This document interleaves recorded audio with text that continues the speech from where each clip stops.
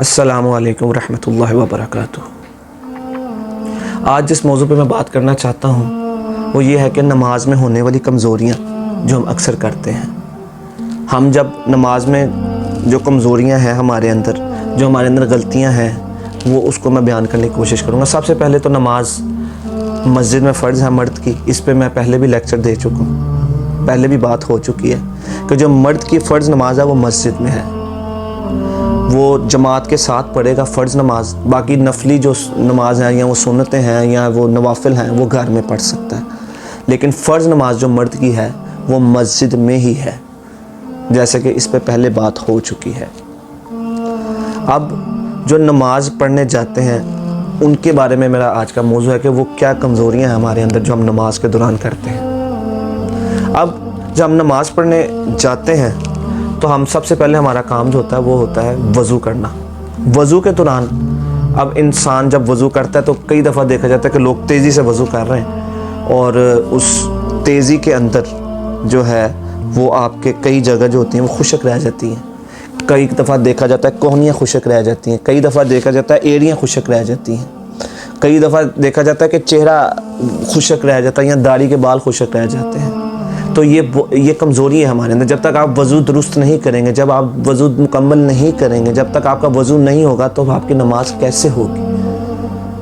اور جب آپ نماز کے لیے جاتے ہیں تو آپ نے دوڑ کر نہیں جانا، آپ نے اطمینان کے ساتھ آنا، جتنی رکعتیں نکل جائیں اس کے بعد جتنی رہ جائیں ان کے ساتھ مل جائیں۔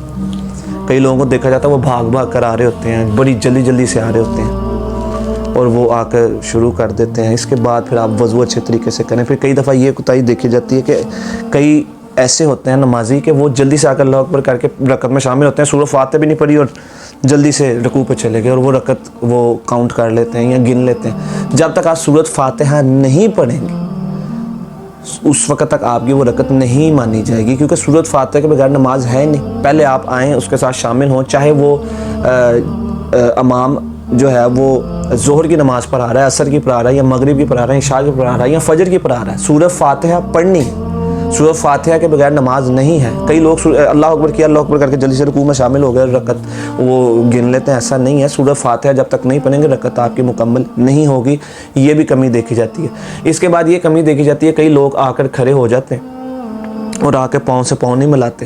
جو نماز کا حصہ ہے پاؤں سے پاؤں ملانا، پوری طرح آپ پاؤں سے پاؤں ملائیں، پھر اپنے اطمینان کے ساتھ آپ اس کو ہاتھوں کو جو سینے پہ باندھیں۔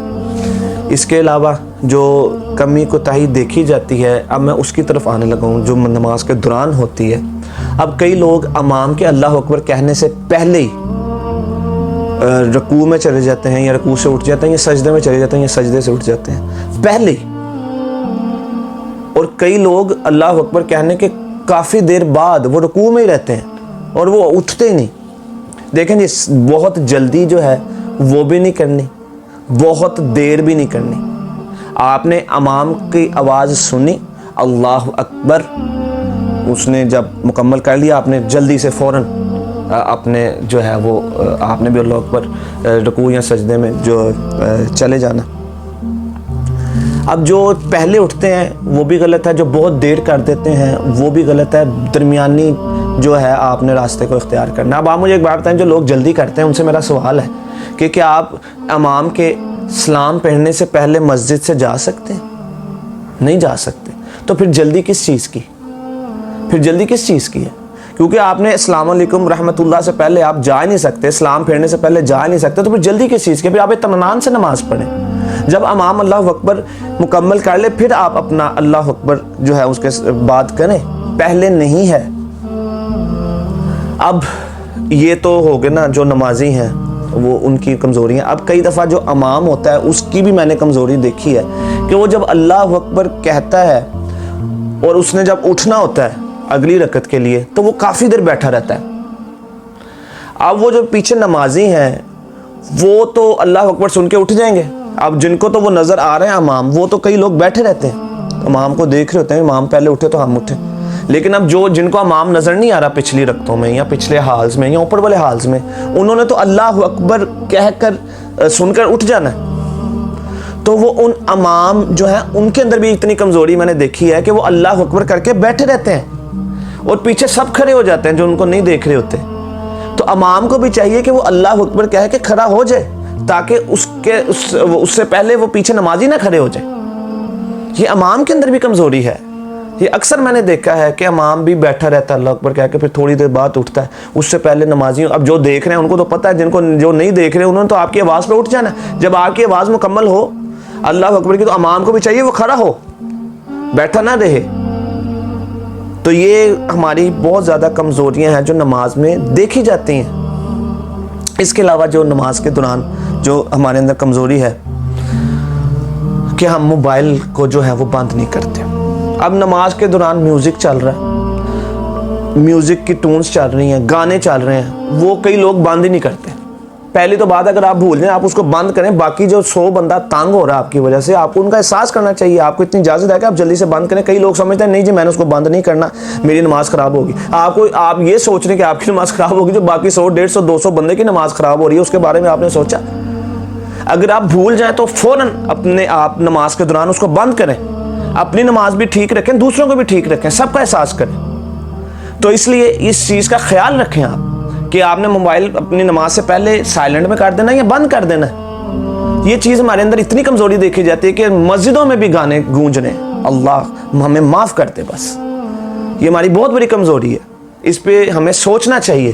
موبائل کو آف کریں, جب آپ اس کو بند کر دیں یا سائلنٹ پہ کر دیں. پھر آپ اس چیز کا خیال رکھیں, کئی نمازی دیکھے جاتے ہیں کہ وہ جو ہے وہ پیاز کھا کے یا تھوم کھا یا کوئی بھی ایسا کھانا کھا کے جس سے سمیل آتی ہے, وہ ڈکار, اکثر نمازیوں کو دیکھا جاتا ہے وہ اس چیز کا خیال نہیں کرتے, یا ان کے منہ سے بدبو آ رہی ہوتی ہے. اس لیے مسواک کا کہا گیا نا, مسواک کی جائے. آپ مسواک کریں, برش کریں, پیسٹ کریں, تاکہ دوسرے نمازی آپ سے تنگ نہ ہو. نبی صلی اللہ علیہ وسلم نے فرمایا کہ یہ فرض ہو جانی تھی اگر اللہ کو احساس نہ ہوتا. ہر نماز سے پہلے یہ فرض ہونی چاہیے, لیکن یہ تنگی کا احساس یعنی کہ بوجھ نہ بن جاتا یہ, یا سختی نہ آ جاتی, یا یہ مشکل نہ ہو جاتی, اس لیے یہ جو ہے مسواک فرض نہیں کی گئی. ورنہ مسواک جو ہے وہ بہت ضروری ہے. تو مسواک کی جائے یا پیسٹ کی جائے, یا آج کل جو برش نکلے کیے جائیں, تاکہ سمیل نہ آئے دوسرے نمازیوں کو. اس چیز کا بہت زیادہ خیال کرنا چاہیے. اور ایک اور کمزوری جو ہے وہ سردیوں میں دیکھا جاتا ہے, جو آپ نے سوکس پہنے ہوتے ہیں, زیادہ تر سردیوں میں لوگ پہنتے ہیں, تو وہ سوکس کی اتنی زیادہ سمیل ہوتی ہیں کئی نمازیوں کی, انہوں نے پتہ نہیں اس کو اتنے دنوں سے پہنا ہوتا ہے, پھر وہ پانی بھی ساتھ ہاتھ لگا کے مسا کر کے اس کے اندر اتنی سمیل ہو جاتی ہے کہ دور دور تک جو نمازی ہوتا ہے اس کا کھڑا ہونا مشکل ہو جاتا ہے. یہ بہت زیادہ کمزوری ہے.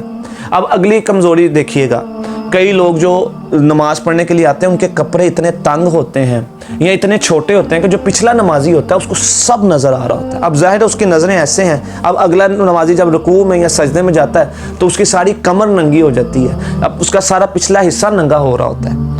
آپ دیکھیں, آپ وہ والا لباس پہنیں جس میں آپ کے جو کپڑے ہیں وہ آپ کے پورے جسم کو ڈھانکیں, رکوع میں بھی ڈھانکیں, سجدے میں بھی ڈھانپیں, آپ کا جسم جو ہے وہ چھپا ہوا ہو. اب یہ ہمارے اندر اتنی کوتاہی ہے, اللہ معاف کرے, کہ وہ جو نماز میں اتنے چھوٹے کپڑے ہوتے ہیں کہ پیچھے سے سب نظر آ رہا ہوتا ہے, اللہ معاف کرے. اور اس چیز کی ہمارے اندر احتیاط نہیں آ رہی. ہماری جو موجودہ دور کے جو لڑکے ہیں, جو ینگ لڑکے ہیں, جوان لڑکے ہیں, ان چیز کا خیال کریں. ایسے کپڑے پہنے کہ ان کی نماز کے دوران ان کا جو ہے وہ ستر ننگا نہ ہو, اس چیز کی خیال کریں. یہ ہمارے اندر بہت زیادہ کمزوری ہیں. تو میں نے کوشش کیا کہ یہ جو چھوٹی چھوٹی کمزوری ہیں اس میں میں آپ کو کر سکوں. پھر کئی دفعہ پہلی رکعت میں, پہلی صف میں لوگوں کی بحث ہوتی ہے کھڑے ہونے میں, امام کے پیچھے کھڑے ہونے میں. ہر مسجد میں اس طرح کے معاملات دیکھنے میں آتے ہیں, کئی مسجدوں میں یہ معاملات دیکھنے میں آتے ہیں. تو وہ پہلے ہی رومال رکھ کے سارا کچھ انہوں نے بند کیا ہوتا ہے کہ ادھر کوئی کھڑا ہی نہیں ہو سکتا. ایسے بھی نہیں ہونا چاہیے. جو نمازی پہلے ہیں ان کا حق ہے کہ وہ امام کے پیچھے یا اس کے سائڈوں میں اس کے ساتھ کھڑے ہو سکتے ہیں. پیچھے اس کو کھڑا ہونا چاہیے جو صاحب علم ہو. اگر دیکھیں پیچھے وہ کھڑا ہو جو آگے نماز بھی پڑھا سکا ہو, کہ اگر دوران نماز اگر امام کو کوئی مسئلہ ہو جائے تو پیچھے سے آگے ہو کے وہ نماز پڑھائے, پیچھے سب سے پیچھے امام کے, تو اس کو کھڑا ہونا چاہیے جو صاحب علم ہو, جو نماز کروا سکے. اس کے ساتھ اگر کھڑا ہونا چاہیے. ادھر سے مسجد کی انتظامیہ کو نہیں روکنا چاہیے. جو پہلے آئے وہ کھڑا ہو, جو بعد میں آئے وہ اس حساب سے کھڑا ہو. کئی لوگ مسجدوں میں نے دیکھا ہے کہ وہ جو امام کے پیچھے وہ سارا وہ بند کر دیتے ہیں کچھ حصہ کہ ادھر کھڑے ہی کوئی نہیں ہو سکتا، جو چاہے پہلے بھی ہے، تو اس طرح نہیں ہونا چاہیے. صرف امام کے پیچھے والی جگہ پہ آپ پابندی لگا سکتے ہیں، کیونکہ ادھر صاحب علم کو یا کسی قاری کو کھڑا ہونا چاہیے، ایسے بندے کو جو امام کے بیک اپ میں ہو کہ امام کو اگر کوئی مسئلہ ہو جائے، اس کا وضو ٹوٹ جائے یا کوئی مسئلہ ہو تو وہ کروا سکے. اس کے علاوہ آپ کہیں بھی پابندی نہیں لگا سکتے نماز کے کھڑے ہونے پر. تو یہ ہمارے اندر بہت زیادہ کمزوریاں ہیں. اللہ تعالیٰ سے دعا ہے اللہ ہماری ہر کمزوری دور کرے اور ہر عمل قرآن و سنت کے مطابق بنا دے. سبحان ربک رب العزت عما یصفون والسلام علی المرسلین والحمد للہ رب العالمین.